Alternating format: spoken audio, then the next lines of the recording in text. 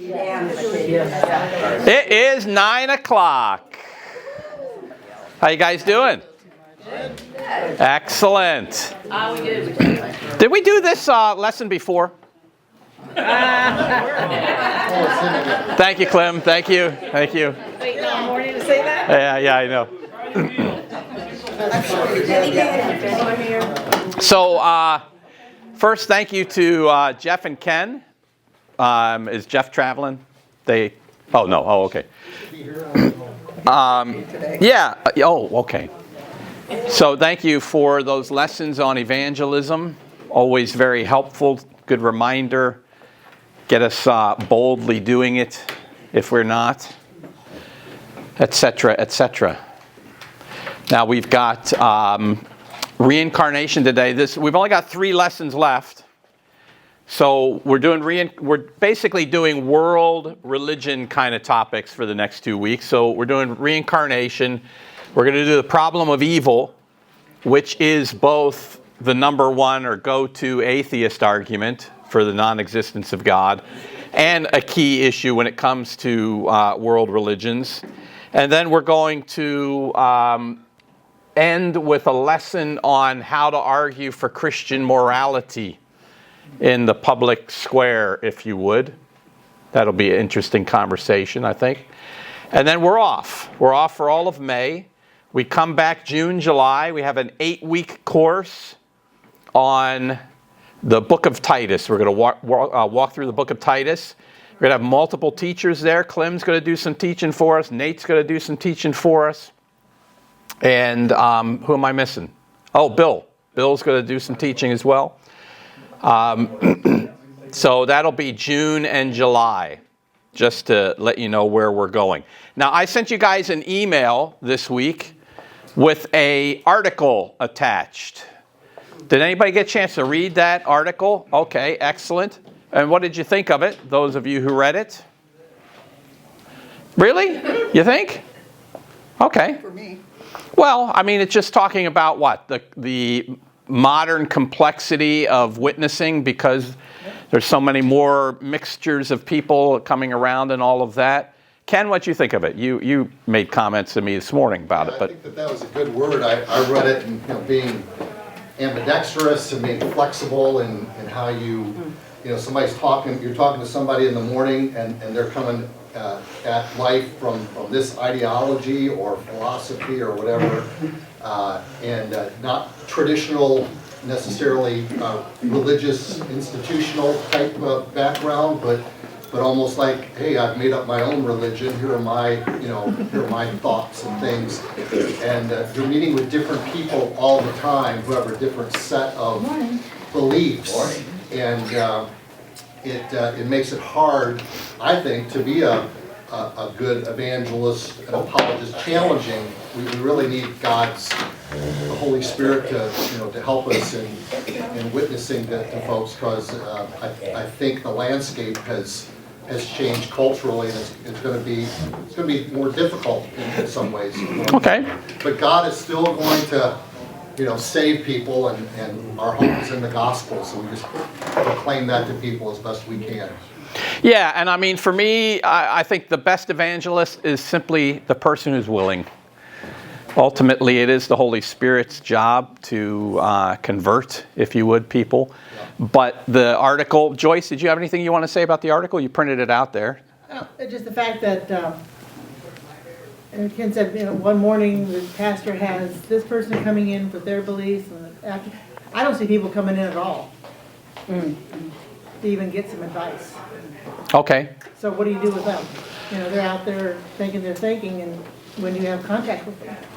Right, and I mean, obviously, some people are going to have natural contact with people throughout the day, unbelievers, and others you're going to have to manufacture it in some way. Nancy, you? Oh no. Oh yeah, go. Okay. Yeah. Trying to wake up your hand. Was that it? Yeah. So basically, for those of you that didn't look at the article, it's just talking about us needing to be much more flexible and have a wider array of knowledge, because there's so many people that are coming from a variety of different backgrounds that maybe weren't decades ago in our culture. But okay, that was just there to help you with that. What we're going to do is, good morning. Welcome, Todd. We're going to have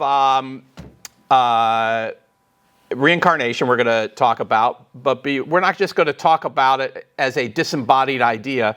We're going to talk about it within one of the Eastern religions, Hinduism. I figured this would be a good opportunity just to expose ourselves to one of these religions that is very largely, about 95% of Hindus live in India. But the fact of the matter is, you get a lot of Indian people coming through now in the United States. In fact, our son is marrying a Indian woman in July from a good Christian family. Just pointing that out, not Hindu family. And then we're going to see how reincarnation operates within one of these major world religions. About half the world believes in some form of reincarnation. So it's a topic that I think you could come up against pretty regularly with people. But first, I'm just going to open with prayer. So dear Heavenly Father, thank you again for the opportunity to be here this morning. Thank you for the folks that have come out here. Thank you for spring break this week. I hope that particularly teachers were able to get a good break this week. And we do ask that you would help us now as we talk about, in many respects, a very strange religious tradition, very different from our Christian beliefs. And then give us insight, Lord, into reincarnation and a good Christian response to it. We ask these things in Jesus' name. Amen.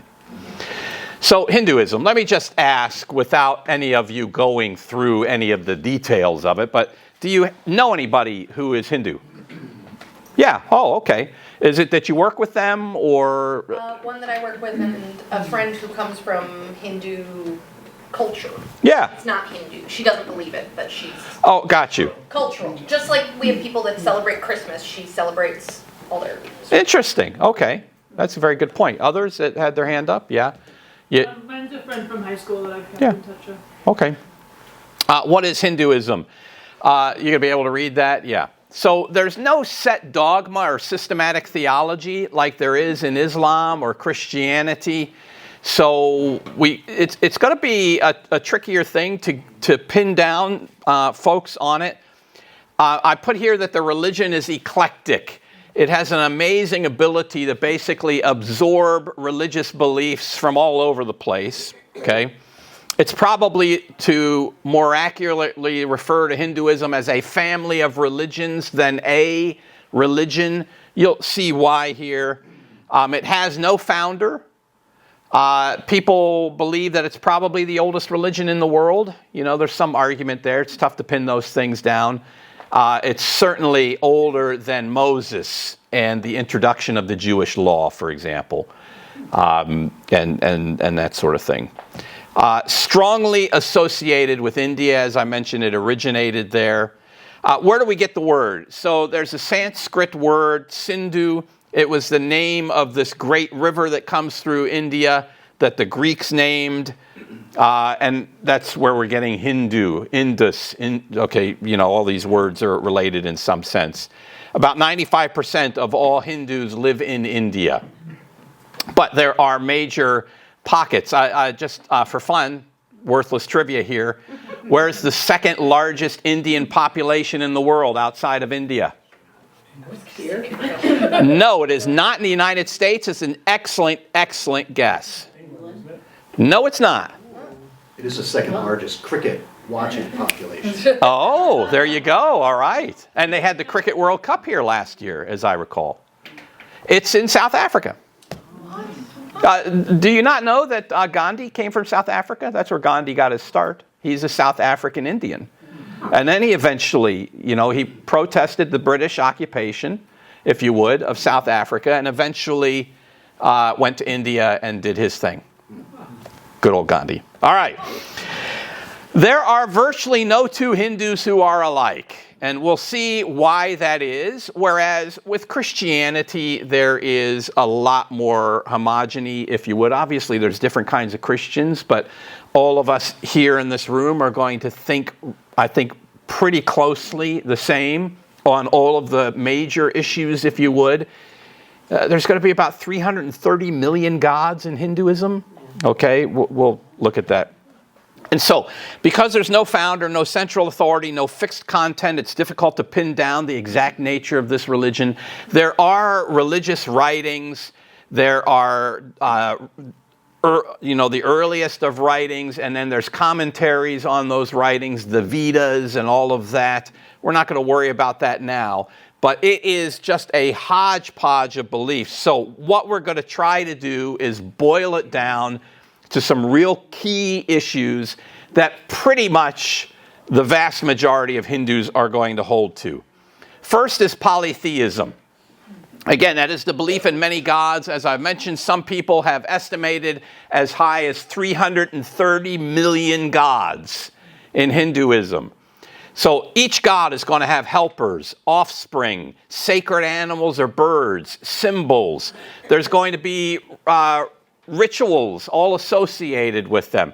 A lot of Hindu families will have household gods. Our daughter Abigail, one of her best friends growing up in Namibia, Bindia. I always called her Bindia from India. Her family would get up in the morning and the father would ring the bell to wake up the household gods.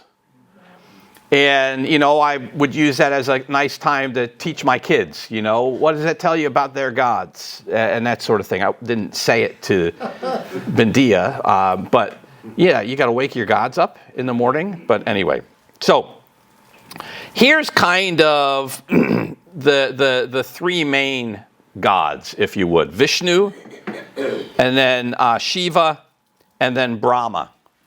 So I'm sure that you have seen some of these names before. So Vishnu, the sustainer or god of heaven, he's the most popular, influential.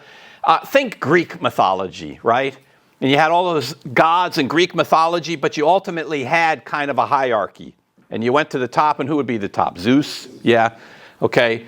And so Vishnu is kind of like that. Shiva is the destroyer of life who recreates. He's the source of both good and evil.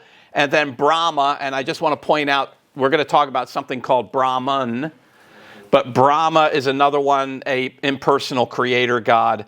And some people look at these three as the Trimurti or the Trinity of Hinduism. Quite interesting. Vishnu is consistently pictured as the savior of the world who comes to rescue from trouble. So he becomes an avatar, like the movie, right? And ultimately, it's believed that he's done this 9 times, where he incarnates to come and impart teaching and knowledge to save humanity again. He did this most recently through Buddha, is one belief in this. You've seen Krishna and Rama. I'm not talking about the butter, but the god. No? Anybody know Rama butter? No, that's a South African thing as well.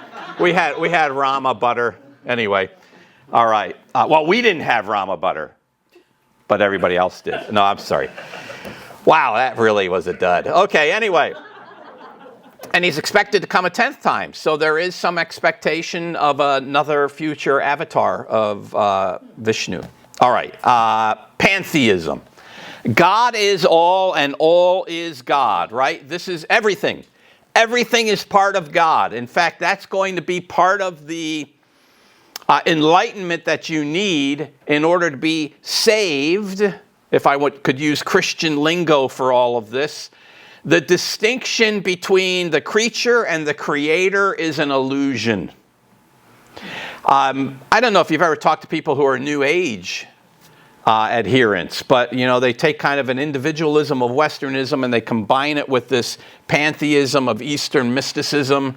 And if you're talking to some of these folks, they would tell you everything that you see here is really an illusion.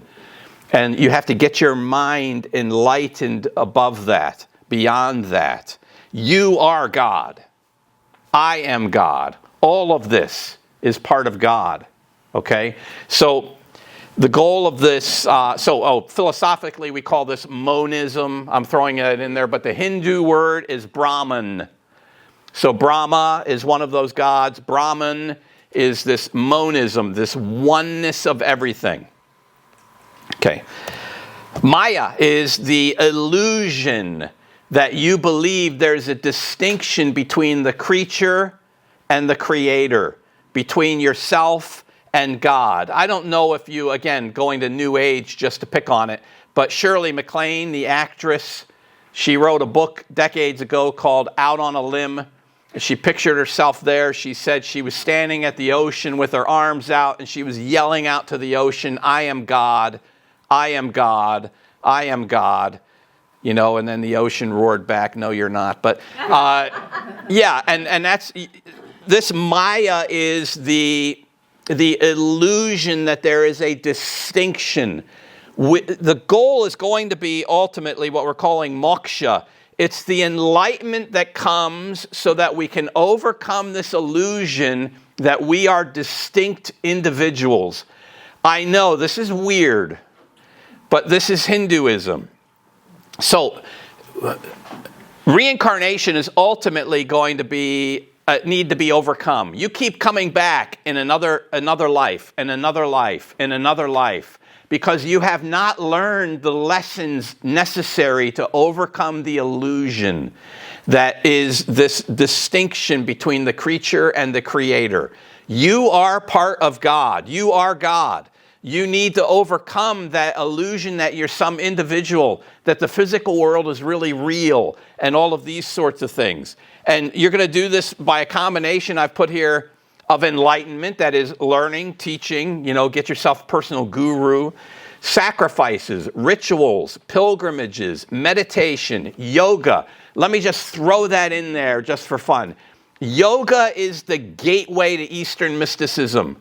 I'm shocked how many churches offer yoga classes. Now, I'm sure that they're sitting there and they're thinking, it's just for health. It's just stretching. It's like if we had karate classes, right? That sort of thing. And all I would say is, that's probably dangerously naive, but all right. I don't want to judge everybody who takes yoga. But you want to get into the heart of Eastern mysticism, that's where you begin. Yoga and meditation. Good deeds, dharma. Oh, I just touched it. Let me go back here. Sorcery and possession are also options, okay? This happens a lot within Hinduism, that you open yourself up to spirits who then possess you and give you insights and truth into what reality really is, okay? Now, moksha in Buddhism is called nirvana. I just threw that in there just so that you know the word. We all know what nirvana is, not just the rock group. All right. Karma comes from the Sanskrit word for reward, and it is this principle that's related to reincarnation.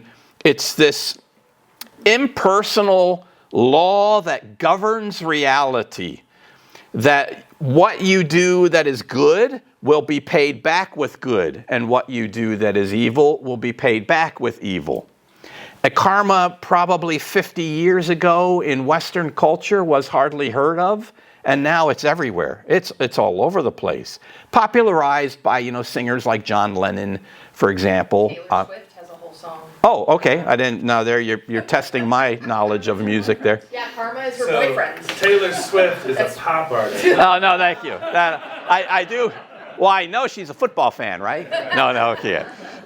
Yeah. So she had, Karma is my boyfriend. That's the name of the song? Oh, I got to look that up. All right. You must not have been here the Sunday I started a sermon with that. Maybe. It could be. Yeah, I had a couple teenagers who were paying attention for 2 minutes. As soon as you said Taylor Swift, they're like, whoa.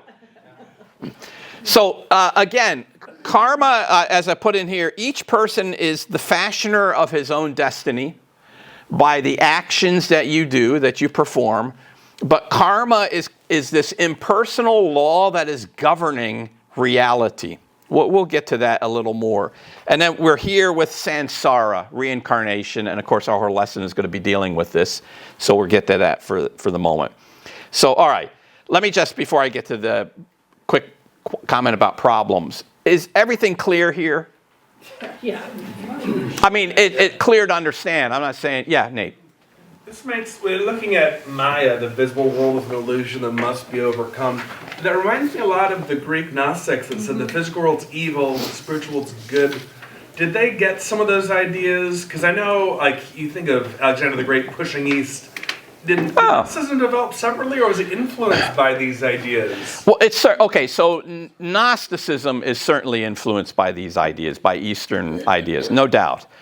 Now you're going back to Alexander and traveling as far as India and all that. That's a very interesting comment. I have no clue how, Greek thought was affected by, his conquering that far over. But the Greeks thought this way. This is bad. There's something else that we need to get to. Yeah, the body is the prison. You've got to get released from it in some way. Yeah. Sure. And we know that it went from east to west rather than west to east in terms of the philosophy. Yeah. Well, keep in mind, again, Hinduism is going to be a whole lot older than any Western religious tradition today. Yeah. So they say, right? So you talk about the religious writings called the Vedas. They may be 2,500 years BC. Okay, Moses is 1,500 years BC. Right. Okay, so you're not going to get Judaism. And then, of course, you've got Christianity later, if you would, etc. Yeah. So I just have a quick question, Yeah. just in terms of the world right now. We know as Christians, there's actually quite a bit of violence in India directed towards Christians. Where does that come from in terms of their teaching? There's an intolerance there towards anybody who views things differently than It is shockingly contradictory because India, another worthless piece of trivia, I think it's the only major nation that has ever existed that has not invaded somebody else or had a war with somebody else, something like that. Now I know there's India and Pakistan now have problems, but that's post colonialism and all that. They've been an extremely peace-loving, tolerant sort of people. Their religion is very tolerant. It just absorbs things. Jesus just becomes another avatar if you want to view him that way, right? He's just another incarnation, okay?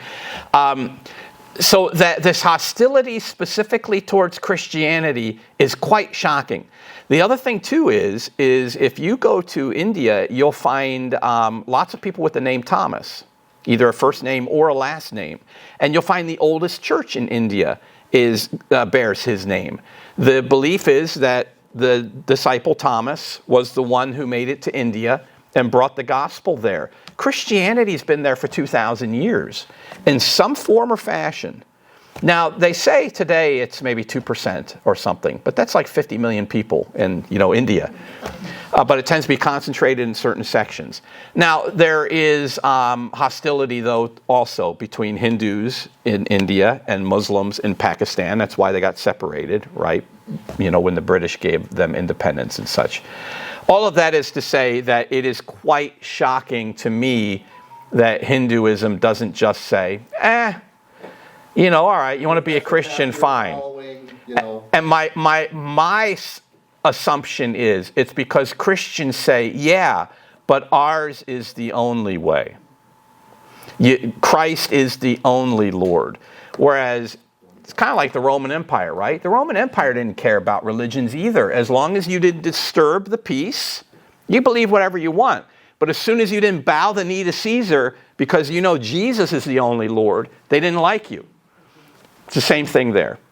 Megan. So the friend that I have from high school and then within a class that I took in college, that is very much the attitude that, or at least my experience with individuals is, we accept your Jesus. Like, we understand the value there. Why are you trying to exclude everything else? That's stupid. Yeah. So it's kind of not a hostility among friends, but I think overall kind of a hostile attitude there. So otherwise, these are kind of the high points. So polytheism, pantheism, and then these four terms here. There's an illusion that must be overcome. Yeah, part of that illusion involves being incarnated over and over again into different bodies because your spirit has not learned the spiritual enlightened lessons necessary to be set free from this and to become part of the one, the Brahman. Okay, this monism again. Ultimately, if you want to use Christian lingo for it, moksha becomes your salvation, just kind of like nirvana is in Buddhism, all right? You have to overcome sin, which is maya. Again, I'm using Christian terms just to give you some idea here. But ultimately, salvation for us is not going to be individual. We're all going to be absorbed again into the one reality, the Brahman. Individuality will be lost. Now, I just read an article in the last couple weeks, just happened to stumble upon it, that was talking about Hindu influences in the transgender movement in America. And I was shocked by how much transgenderism there is in Hinduism. And I mean, you know, I'm sure you've seen the monkey god and the elephant god and all of these different sorts of things where they're combining humans and animal parts all together. But the idea that there is really no male and female distinctiveness and all of that also comes out of this Hinduism. It was really quite amazing. Problems, I'm just going to say. All evil and good ultimately come from the same source. Individuality is really evil, and all life forms are basically equal. And we're not going to deal with those now because I want to get to reincarnation specifically, okay? But these are some of the things that you could begin to look at when you're dealing with Hinduism. I'm going to say that Eastern religions tend to all be alike in these high points. But Hinduism and Buddhism are very different. Just keep that in mind. You don't really believe in God in Buddhism, for example, okay? But ultimately, this is what we're going at. All right, reincarnation and karma. Yes, ma'am. Do they know like a hierarchy with, oh, that person's farther ahead and getting closer to the understanding? Sure, and you can go and you can get your personal guru, and he can help you, become more enlightened. There's some beliefs that Gandhi might have even been a Mahatma, someone who has come back, had already gone through this cycle of reincarnations and been set free and decided, you know what, I'm going to come back to help people. Okay, that sort of thing. So there definitely are. And then there's a whole caste system within India, of course. It's what you're going to say, Mel. Also, from the lowest to the highest and all related. But reincarnation and karma, this is what we're going to talk about. So 50% of the world roughly believes in reincarnation. Hinduism, Buddhism, Jainism, Sikhism, mystical sects of Judaism and Islam, and many other Eastern religions all teach it. There have been some within Christianity that have tried to introduce reincarnation into Christianity. It doesn't work. It doesn't fit well. But there have been, attempts, in the past with that. A soul is incarnated over and over again until it reaches a state of perfection. We call that moksha or nirvana, and is released from the physical realm. That is the goal. The actions we perform today will have a direct result on the type of life we are reincarnated into the next lifetime. So all of us here have already had multiple lifetimes. Many. You are where you are today because of the actions you took in your previous life or lifetimes. Okay? That's what's happening with all of this. All right. And often this comes with rabid environmentalism and veganism. Okay? It doesn't have to be, but it often is. And we'll see why with that. But obviously, if all reality and all life is basically equal, there is no real distinction between me and an ant, for an example. Okay? Both lives are of equal value to the rabid reincarnationist. Okay. Is reincarnation fair? So, what I'm going to do is I'm just going to give you a couple of arguments. I'm going to play devil's advocate here from a reincarnationist point of view. And then I'm going to throw it to you at the tables. And I want you to discuss what kind of critique you would develop against the beliefs of reincarnation. Let me just be clear there again. We all know what we're talking about, right? You have one soul that keeps coming back again and again and again. It keeps incarnating. It reincarnates. It keeps coming back in a physical body. It has happened dozens of times, most likely, for all of us, because this has been going on for years and years and thousands of years, however long creation has been, right? And so I want you now to think through how you might respond to someone, what kind of arguments you might have with them or, with their point of view in this. But first, let me just say that reincarnation is much fairer than the Christian idea that you only get one life to get it right. Okay? In reincarnation, you get multiple lifetimes for your soul to attain spiritual perfection. This idea that you only get one life, one shot, and it's done, and then you get judged for eternity and that's it? Well, that's just not fair. Okay? It isn't fair that I bear the consequences of someone else's sin, and Adam being the case of the Bible, nor is it right that the righteousness of somebody else, Jesus, is imputed to me. This is not acceptable. This is not just. I mean, if Clem were to die and stand before God and God said, Clem, I'm going to punish you for what Victor did.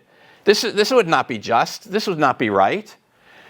Your soul and your soul alone must bear the consequences of your actions and your actions alone. And the biblical view is just unfair. Yeah, Megan?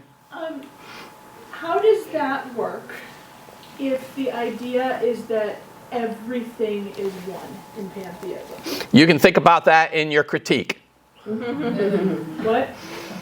When you guys talk at your discussions and try to critique this, obviously I don't believe these things, but I'm just trying to give, I guess I would say it doesn't work. How would a Hindu say that works? Or is it just we gloss over it? Okay, so all right, then let me listen to your question again.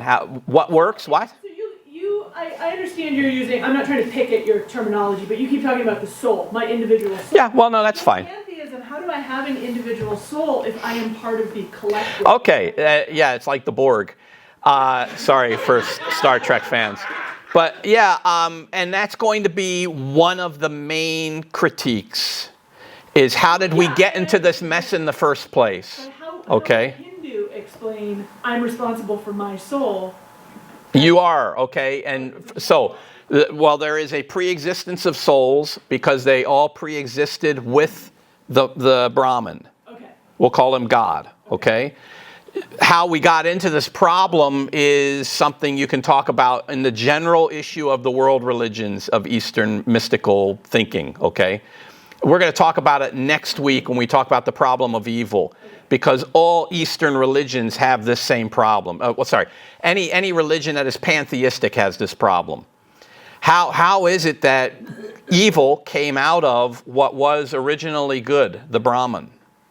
Okay, and the goal is to get back to that Brahman. Well, where is this fall? We have a clear fall. You don't in Eastern mystical religions. But ultimately, I know now that I am an individual. Now, this is an illusion that I need to overcome, but the fact still remains they're playing with that. It's still me. This is still Victor. But eventually, I need to become non-Victor and part of the collective, as you said, part of the Brahman. But then, so I guess my question about that is, why couldn't the collective, so to speak, help me out? Why couldn't someone else bear that for me? Why is it still me? Oh, they can help you out by teaching you how to go the way you should go, but not by bearing your sins. That's unfair. That's supremely unjust. What's the Bible say? You sow what you reap. Isn't that karma? That's what they'll say. That's what they would say. That's exactly what they would say. Exactly. And you know, talk to Mr. Theosophist here. No. But we're going to talk about it next week when we talk about the problem of evil, particularly. We each have to work out our own destiny, our own karma. No one else can do that for you, and even the Bible supports this idea. Okay, you sow what you reap. Now, I'm not going to give you any answers yet. I want you to think through these things. I think that's the last thing I had there, right? Yes, okay. Well, yeah, we can go to that slide. So, the Bible clearly says, you sow what you reap. That's karma. That's it. You reap what you sow. Right. Thank you. Yeah. Did I do it in my thing too? No, the way that you worded it, I did. What you sow is what you... Oh, no, that's right. Oh, yeah. Yeah, okay. Yes, thank you. I had to look at it a couple times. A little bit of a brain cramp there, but okay. So you reap what you sow. What you sow is what you reap. There you go. All right. You're going to have to figure out why that is not karma, obviously. Okay. Unless you believe the Bible really is teaching karmic principles. I'm not going to give you any answers right now. What I want you to do is I want you to think long and hard about this. I mean, let me give you some good time here, not just a couple of minutes, to think of some really good, insightful critiques of reincarnation. Now, I have got about 9 or 10 of them myself, okay? I just want to see, what you do with it. But think about what you would say to some of these issues, if not other issues, that reincarnation is fairer, because I get multiple opportunities to get it right, that karma is a principle that even the Bible teaches, for example, that it is only just that I work out my own salvation, if you would, for lack of a better word, my own karmic future, than somebody else doing things on my behalf, and so forth and so on. And think in general about how you might critique reincarnation. Okay? Are you all right with that? Nate, what do we say? Engage. Oh, engage. Oh, Captain Picard. All right. Thank you. Go ahead and have at it. See what you can come up with. Any kind of critique. There are no bad answers. All right. I hope you have written down some decent criticisms. No? Does each table have a scribe? All right. Why don't we come back? Might want to turn your... Ask you a quick question. Yeah. What was good in the first place in Hinduism? It was nothing individualistic. Was it? I can't remember. Yes, it's the Brahma, the Brahman. So everything was just kind of this mind meld to begin with, and somehow we splintered. Is that? That is the question we'll talk about next week. How did evil come? Okay. I'm just saying that But the evil is... try to pin down somebody in an Eastern religion on the question of evil, But I'm not, and I'm it'd not be asking like trying to put... I'm asking what is the evil? Is it that we kind of splintered out? Yes, it is. It is the illusion of individuality, and that the physical world is real. So good in the first place would be lack of existence of a physical world. Yep. And just a kind of And a lack of individualism. All right. Let's come back. So there's a lot to say here, and obviously we might introduce some new information as we go through this. So just to get it started, let's just tackle, did any of your tables tackle the issue of whether it is fairer, this idea of reincarnation? Okay, table number 2, table number 4. Let's hear from table number 2. The reincarnationist says you have many lifetimes to get it right.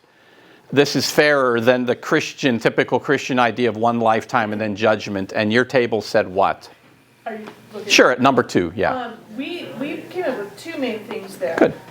How is it fair that if I get that many lifetimes, I don't get to know from lifetime to lifetime what I did wrong and what I did right? Okay, so let's just stay right there for just a moment. So that's number 1, right? It should always be number 1. Wait a minute. I had how many lifetimes? 2 dozen, 3 dozen, how many? I don't remember a single thing from any of them. Okay, okay. We'll get to the are you going to give an answer for that? Reincarnationist answer or? Yeah, because there would be the thought of like, no, I can remember, I can do these transcendental meditation things and remember my past lives. Okay. And the comment is, generally they're all famous people for whatever reason, but. Yeah, I was Napoleon, I was Hitler, I was Stalin. Why am I all these evil dictators? Okay, so I can't remember. And then. Ben's glad he's not a worm, though. Yeah, okay. I'm feeling good about myself, Victor. I'm feeling really good about myself. You did well in the previous lifetime. I'm a dandelion or something. There you go. Look at your progress. You can't remember, Megan, so you can't remember these previous lifetimes. So, in effect, you have one life. Yeah. You could tell me you had 30 other lifetimes, and if I can't remember any of them, and anything there, I effectively only have this life. But okay, so good. So you're going to get to that, and you said there was another critique. Yeah, and the other thing that we talked about was if there are millions of gods, and essentially I'm part of that collective in some way, what is the standard of fair? Who ultimately decides that? Okay, so Goodness and fairness. who decides fair or good or the moral? Good, all right. So now you're asking so this is a reincarnation question. This is a karma question. That's fine. I'm doing both together. But this is more of a general question for the Eastern mystical religions, period. Where did this evil come from? If there's this monism, we all need to get back into this oneness, this Brahman. How did it, scatter in the first place and all of that? And that's the problem of evil that we'll talk about next week. Okay? We're going to talk about it more broadly, philosophically, than the atheist contention, but we will talk about it within the Christian idea too. So forget that for now. This is a very good critique, and what Klim is saying is that there can be transcendental meditation, there can be ways that you can try to recall your previous lives. How many people are able to do that out of the 4 billion in the world that believe in reincarnation? And let me just say, always keep in mind, just like us Christians, people that believe in reincarnation, they're not all experts. Okay? A lot of them don't think through these things at all. Just like Christians don't think through a lot of these things at all. Okay? So you're going to get some that are going to have thought through it and have good answers, and the vast majority of them are probably going to say, I never really thought about that, but it doesn't matter. Just like a Christian might answer to, given, Nate.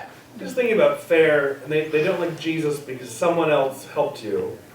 And they don't like Adam because someone else hurt you, basically. Yeah. But isn't that reincarnation? Like you're in a good spot. So the previous you helped you, or the previous you hurt you. How is that fair? I have a hard time mustering up the belief that these previous lives are really me. Yeah. But technically they are.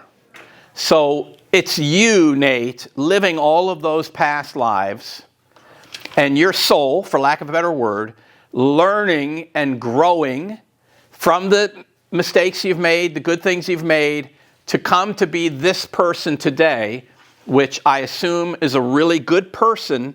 So you must have learned really good lessons. You learned those lessons. That's what they would say. It is you. I would say, because I don't remember any of this at all, it's very difficult for me to really believe that that was me. Yeah, I think that's a definite critique. And again, these are critiques to get them thinking through their system. Ultimately, it seems to me, if I can't remember any previous lives, that I am just playing with one lifetime. Yes?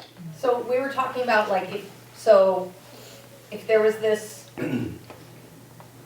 bad thing that happened, right? Uh-huh. Now we're all getting progressively better.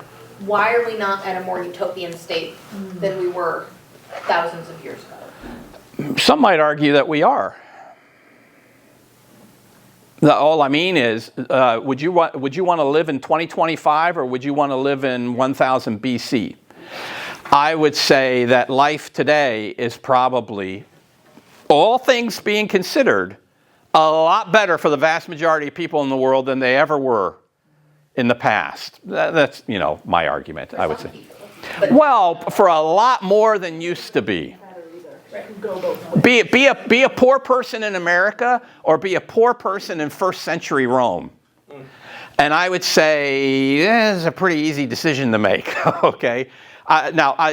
Christians will make this argument too, that believe in post-mill, right? That the world is getting better and better. They'll go back, they'll look 2,000 years ago, they'll say slavery was rampant, violence was everyday occurrence, you had no personal rights, all of that, and now you come to today.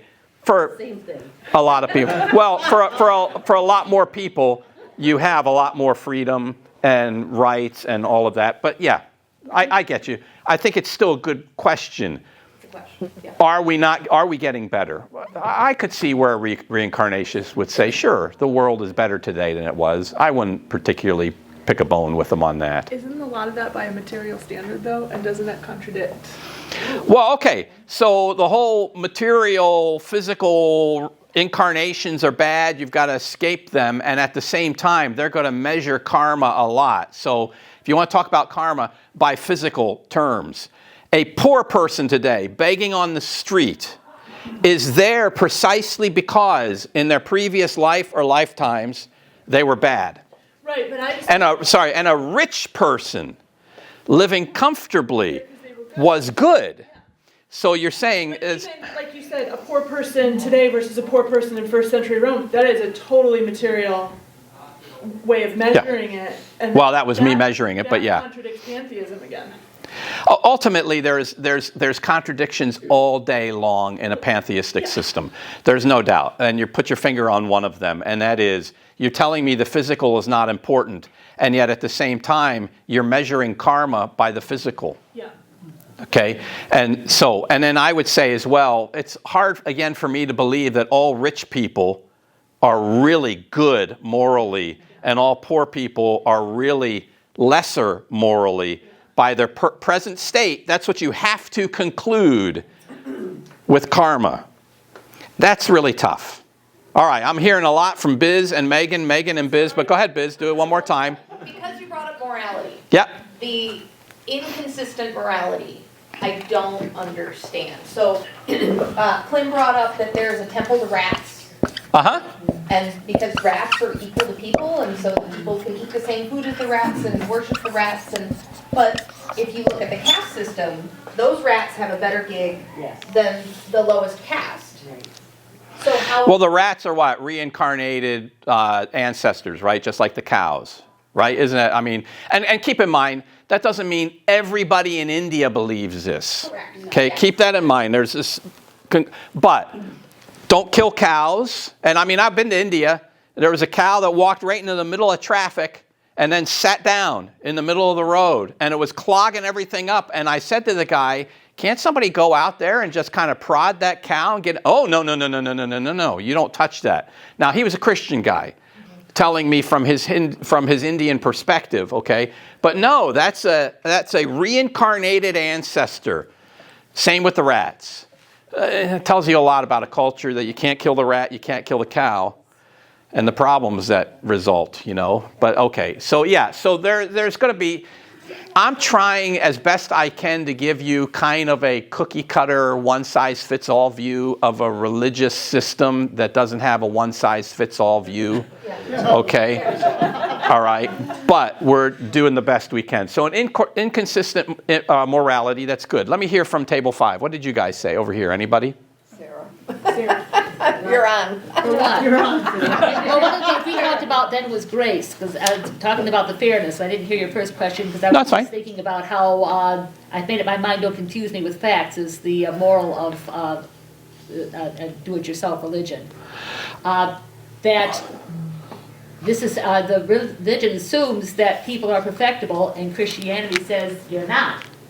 And so Christianity is based on grace, and it's throw that greater one grace than grace because it's not just attributing your sin to some man. God himself is paying for the sin that you committed against him. It's not the unfairness of some other guy, like Clint paid for my sin. This is God himself paying for my sin. Wouldn't you say that people are perfectible? No. I mean, that's the fun. That's what I'm kind of hoping for. That's the foundation of of the Judeo-Christian thing, is that people can't be perfected. That's why they needed a savior. Okay. Better than a man. So it assumes people are perfectible on their own. Yeah. I just want to throw that in there. Well, in this world, are we perfectible? No. That's why we die. But God does restore His relationship with us so that we are acceptable to Him in the long run. Well, ultimately, we will be perfected, but God will be doing that to us. We're not doing it ourselves. I'm splitting hairs here, but yeah, good. I'll explain this clearly, but Yeah, no, that's good. I like that. It assumes that humans are perfectible. That's on their own. I think that's an excellent insight. Amber. Is it fair if Victor would come back as another human and I come back as a cricket? Oh, yeah. I'm voting for that one. Like that kind of a thing that's not fair. You know? Okay, so Cricket's life's gonna be really short, so don't worry about it. this transmutation of the soul issue. Good cricket. Well, okay, so I've got in my notes here Hitler coming back as a cockroach, and I killed a cockroach with a small little mustache the other day, but anyway, and I was sitting there trying to think, isn't it ironic that the guy who exterminated millions of people is now fleeing the exterminator? Anyway, silly stuff. But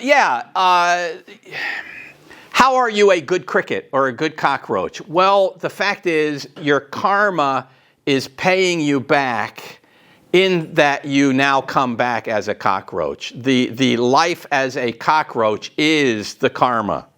But then it's never going to get better. I'm not going to get. Well, no, you can pay for that, maybe several cockroach lifetimes. I don't know, but then you could incarnate again. Once again, ascend. Yeah, Right. you ascend again. So the suffering as a cockroach is the bad karma payback. I have difficulty trying to figure out how the cockroach becomes a good cockroach. I mean, a really good cockroach has diseases all over the place, right? But yeah, ultimately, the bad payment is coming back as a cockroach. Yeah. So eventually that zeroes out. But not all reincarnationists believe that you can come back as different life forms. Okay, so there's debate on that. But again, we're trying to pretend they're cookie cutter when they're not. Kathy. But who really decides whether you move up or down? Now, okay, so now is this a critique or just a question? Well, I guess both. It's not fair. There you go. Well, karma is what in this system? It's like the law of gravity. That's what it is. And it's making moral determinations somehow. It's keeping track somehow. How is that? There's no personal God. This should be the heart of your critique when the reincarnationist says, well, the Bible teaches karma. What you sow is what you will reap. Yes, okay. And your answer would be what to that? Sarah. I was thinking of chutes and ladders. When you pull the cat's tail, you get scratched. That's consequences. When you pull the cat's tail and a branch falls on you, that's karma. But what's the connection and how would you learn from that? Okay. Karma and the connections might not be clear. Well, yeah. My answer is more, how are you going to really understand the biblical teaching? What you sow is what you reap. It's consequences. But it isn't just consequences. That is just karma. What you sow is what you reap is what? It's consequences. But what's the difference between the biblical teaching of that and a karmic teaching? Bill? Justice. Well, and a judge. There is a person making these determinations. There is God making determinations. You're right, Sarah. There's even in a biblical idea, there might not be an apparent connection between my actions and the consequences. But God is the one overall looking at that and making the judgments as judge. What you do will have consequences because I am watching. I am a holy God who is judging. And there is justice, of course. Karma, there's no judge, there's no justice. And what one person thinks is good, the other person could think is downright evil. Let's take abortion, for example. How many reincarnationists think it's fine to abort? Well, probably there shouldn't be any of them. But there are a lot that argue for that woman's right. All of that is to say it's a bit of a mess, but I just want you to think through the biblical teaching is not blind, impersonal karma. The biblical teaching is rooted in a moral universe governed by a holy God who makes moral determinations of right and wrong. And he has said, this is right, this is wrong. If you do the wrong, here are the negative consequences that'll come from it. Okay? That is not karma. That is a judge making a judgment. All right, good. Any other, I haven't heard from table number, oh, go ahead, Clem, you're going to say something. I would say that there's zero urgency, because so what if I don't get it right this time? I'll hit it in my fifth one from now. No, I think that's a great insight. And you know, I've already got a problem with these previous lives really being me anyway. I'll also say, you know, just in all of that, I'm making moral decisions today. And you're telling me, Mr. Reincarnationist, that my soul is somehow has lessons imprinted on it from previous lifetimes. But I can't remember those lessons, yet I'm making moral decisions today that you say are reliant upon those lessons I learned. If I can't remember the lessons, how can I possibly make the right choices? And then ultimately, you know what? I'm just going to kind of give up. I think it breeds laxity. You're not urgent. There is no sense of urgency here. All right, next lifetime I'll get it right. Nancy. I find it confusing and depressing. Okay, confusing and depressing. Let's go with the depressing. What do you mean by that? How do I figure it out? So you say, so what?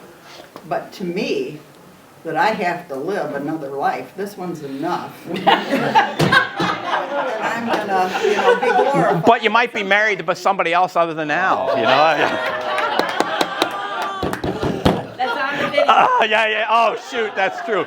Oh, it stopped following me, but yeah. Okay, yeah, he's not here, so I'm picking on him. Okay, I get you. Yeah. The lack of clarity it leads to the confusion, and I like the way you postured the question. Is it fair? Actually, I think you could flip that around and say it's actually cruel because you're being called to live another life, but you don't have any clarity about what will enable you to ascend. Did I do enough? You can never know. And you can never know. Yeah, and ultimately that is going to be every system of salvation that's based on your works. There is going to be a complete lack of sense of assurance. Have I done enough? What did I miss? And of course, we can't remember any of these things in the previous lifetimes. There's a whole lot here to say, guys. Believe it or not, we're almost out of time. Can't recall previous lifetimes. Several lifetimes breeds apathy and inactivity. It isn't fair that we judge for sins we can't recall doing. Okay? How does an impersonal force regulate moral behavior? We've said all of these things. You guys have done very well. I just want to mention one critique. The belief here is there's the pre-existence of the souls. Why do we have more humans on the planet than we did 5,000 years ago? Okay. Well, okay, and so that's ultimately going to get related to this transmigration of the soul, that all life is equal. All life is equal, but they're inconsistent about how that affects the environment. So I just wanted to mention that you have a lot of rabid environmentalists who are vegan, okay, to the point where they won't even eat root vegetables because when you uproot them, it harms bug life and that sort of stuff. But I would like to ask these people, do you drive your car? Because every day you're killing, lots of bugs, and those sorts of things. There is the inconsistent morality there. Now, just always be aware that if you were to say to a reincarnationist, well, I got a problem with your inconsistent morality, they might say the same thing about our Christianity too, okay? But ultimately, this transmigration of the soul, and I just wanted to end with Hebrews 9. And just as it is appointed for man to die once, and after that comes judgment, so Christ, having been offered once to bear the sins of many, will appear a second time, not to deal with sin, but to save those who are eagerly waiting for him. The biblical answer to reincarnation is resurrection. Okay, and that's why these kind of feeble attempts in the past of some Christians to shoehorn a reincarnation into a Christian doctrine just doesn't work. What I find interesting about this is that the author to Hebrews ties in Christ's atoning work once for all with his second coming. And I got to think theologically about that a little more. But he basically says, hey, it's appointed for you to have one life, to die, face judgment. And we see that in the atoning work of Christ, who also came and died once. Okay? But he's going to appear a second time. I don't know. I got to let my mind germinate on it some more. There's something here about the second coming that's related in some way to this one life. A proof of it, but anyway, it's me thinking out loud. Ultimately, this is the biblical answer. The biblical answer is you and I have one life. Now, that could be depressing too. When I look around and I see the world and I look at my own life and see the mistakes I've made and the stupid things I've done and have no ability to correct them, for example. And that's where we have the hope of Christ coming, right? Christ is the one who is going to make it all right. And this is ultimately, as Sarah was getting at there, this problem that I am perfecting myself is such a futile project. It's completely futile. Ultimately, I think if you're talking to somebody who's honest and says, I believe in reincarnation, you begin to ask these questions, you at least lay some seeds of doubt. You plant some seeds of doubt there to help them through it. Yeah, we'll end with Ken here. Thank you for those hopeful words. That's the word that came to my mind, was those verses is hope.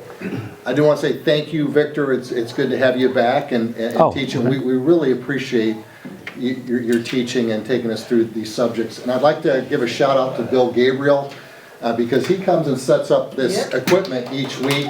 And I have somebody that I know in Missouri that watches these classes and someone in Florida that watches them.